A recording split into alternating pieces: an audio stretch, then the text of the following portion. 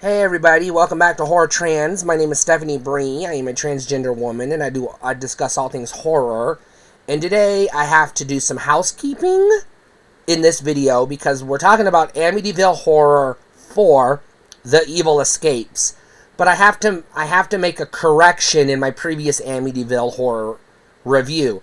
I got confused. It was late at night when I did that video, and I forgot which Amityville I was reviewing, so I said in the video, it was Amityville 1, but it's actually Amityville 3, Amityville 3D. So I do apologize for that. I have updated the description and the title of the video, but if anybody watched that video previously and was confused what movie I was talking about, I do apologize. I have an actual Amityville 1 horror review coming, as is Amityville 2, but today we're talking about Amityville 4. Because I'm digging deep into this franchise. Let's just jump into the movie. So, backstory. You have to have a little backstory because this is part 4 of the franchise. At this point, murders took place in the house. The house is haunted. The house has killed people. The house is hungry to kill more people. We learn that there's some type of demonic force in the house. We learned this throughout the first 3 films, part 2 being a prequel, but we'll get to it when we get to it. And so, this movie starts with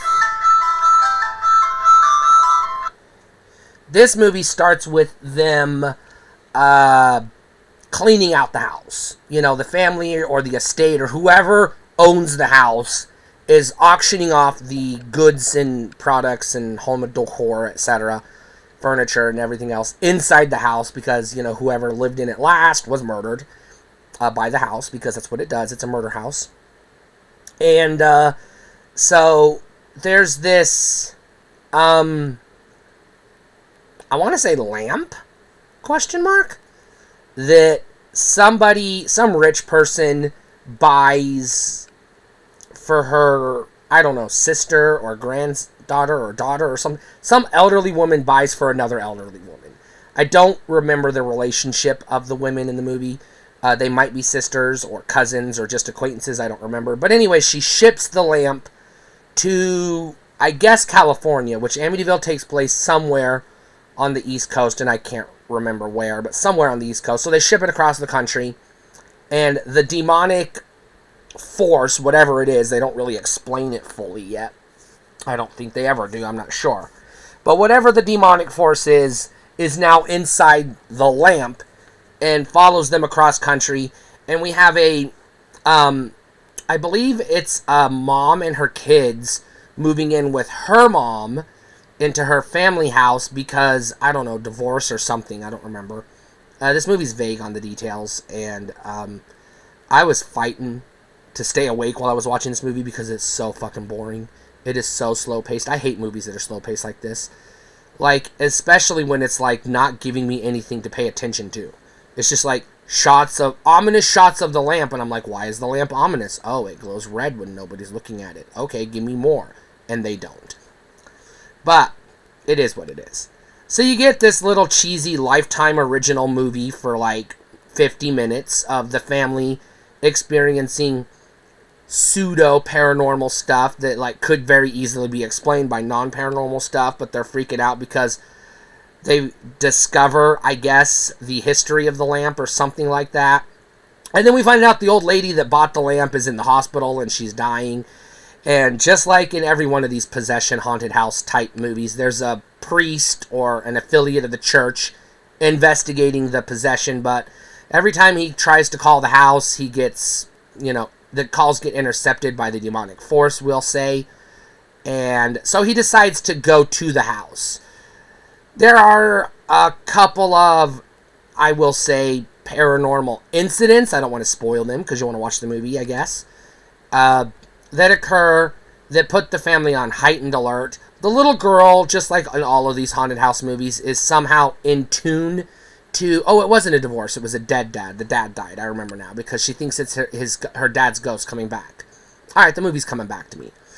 I'm not watching it again, so this is all you're going to get for a review. I apologize. I'm being as fair as I can. I am not subjecting myself to this shit ever again. I watched it. I did my duty.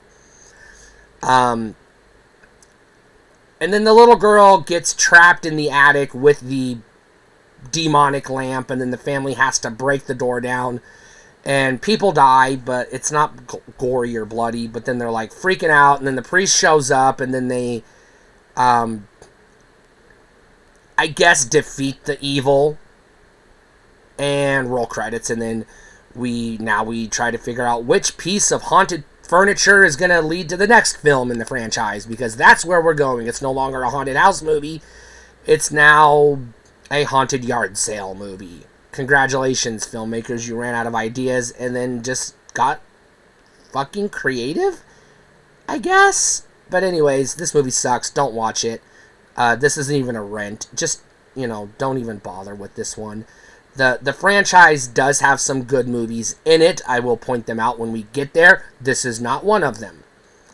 I kind of enjoyed Amityville 3D on my second watch, was when I realized, because I was watching it to review it, and I was like, oh shit, this is the one I already reviewed. Oops. I did kind of enjoy that one, so I might delete that video and re-upload it with like a Amityville 3D revisited video, or just leave it up for posterity. I don't know. It is what it is. But at this point in time, I'm going to tell you, you don't need to watch Amityville 4, regardless of what I said about Amityville 3D previously. This is not one of the good ones, unfortunately. This doesn't feel like a low-budget movie. This doesn't feel like a B movie. This feels like a made-for-TV Lifetime original, dressed up as a horror movie. And that's no good.